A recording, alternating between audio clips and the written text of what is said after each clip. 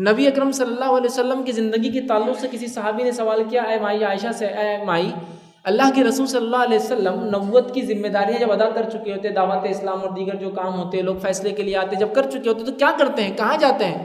تو وہ فرماتی ہے کہ سیدھا دوڑ کر گھر کی طرف آتے ہیں، سیدھا گھر کی طرف. آپ باہر رہنا پسند نہیں کرتے تھے، چونکہ واللہ جعل لکم من بیوتکم سکنا، سکون اگر دنیا میں کہیں مل سکتا ہے تو وہ گھر ہے، اور آخرت میں کہیں مل سکتا ہے تو جنت ہے. سمجھا؟ تو سکون کی جگہ ہے. مسجد ایک الگ چیز ہے، چونکہ موضوع گھر کا ہے اس لیے اس پہ بات کر رہا ہوں. ٹھیک، تو گھر سکون کی جگہ ہے. گھر سکون، قرآن کہہ رہا گھر سکون کی جگہ ہے نا، لیکن ہمارے گھر سکون کی جگہ نظر نہیں آتے. نبی اکرم صلی اللہ علیہ وسلم نبوت کی ذمہ داریوں کے بعد گھر جاتے. دوسری حدیث جو بخاری کی روایت ہے، آپ سے پوچھا جائے کہ اللہ کے رسول صلی اللہ علیہ وسلم گھر میں کیا کرتے؟ ایک تو گھر چلے جاتے، کرتے کیا پھر گھر میں جو کچھ وقت آپ کو تھوڑا بہت ملتا تھا مصروفیت کے بعد کیا کرتے تھے؟ تو وہ فرماتی ہے کہ آپ صلی اللہ علیہ وسلم ہمارے گھر کے کام میں ہاتھ بٹاتے تھے. کبھی جو ہے بکری کا دودھ دھو دیتے تھے، اپنے جوتے کو خود پہ عمل لگا مطلب سی لیتے تھے، پھٹ جاتا تھا، اپنے کپڑے سی لیا کرتے تھے، اور ہمارے کام کاج میں ہاتھ بٹاتے تھے. اب عورتیں تو خوش ہو رہی ہوں گی، مرد بول رہے ارے مولانا پھنسا دیا آج اپنے کو. اب میری بیوی گھر جا کے بولیں گی اب تم جو ہے فلاں کام کریں گے اور تم فلاں. اللہ کے رسول تم کرتے تھے نا، اور سنت کے تو کتاب و سنت کے شیدائی ہم لوگ تو بہرحال ماننا تو پڑے گا ہی بات. ارے مولانا یہ حدیث نہیں بولنا تھا، باقی دوسرا سب ٹھیک تھا. یہاں تو مرد پھنس گئے نا ایک طرح سے. آپ صلی اللہ علیہ وسلم اپنی بیویوں کے ہاتھ بٹاتے. آج اگر کوئی بیوی کا ہاتھ بٹائے تو لوگ کیا بولتے ہیں؟ مجھے بولنے کی ضرورت نہیں، کس کا غلام بولتے ہیں اس کو.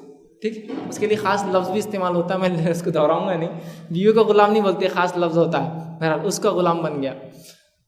تو یہاں نبی اکرم صلی اللہ علیہ وسلم کی زندگی دیکھیے، آپ گھر جاتے، کام کرتے. آپ کے ریلیشن کیسے تھے اپنے بیویوں سے؟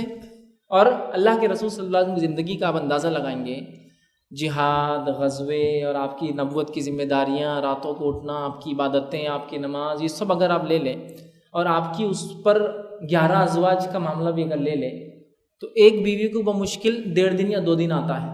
آپ کی وہ ذمہ داریوں میں 35% آپ باہر ہیں، سفر پہ، جہاد میں.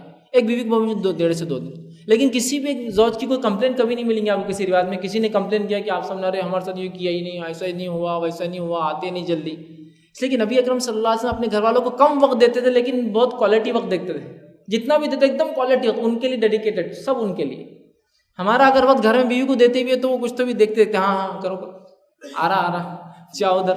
وہ بولتی ہے ایک تو کام سے 8-10 گھنٹے سے گھر سے باہر تھا، اب آئے تو پھر ایک نئے کام میں لگو. رات میں 12 بجے تک کوئی لیپ ٹاپ پہ پڑا ہوا ہے، تو کوئی اپنے ہینڈ سیٹ پہ چکے، یا کوئی اپنے اڈے پہ بیٹھا ہوا ہے، وہ نکڑ، چوراہا، چبوترا، جھاڑ کے نیچے کا پرانا، وہ سب بنے ہوئے رہتے لوگوں کی، وہاں بیٹھا ہوا ہے، یا تو گھر آئے گا تو یہ کریں گا.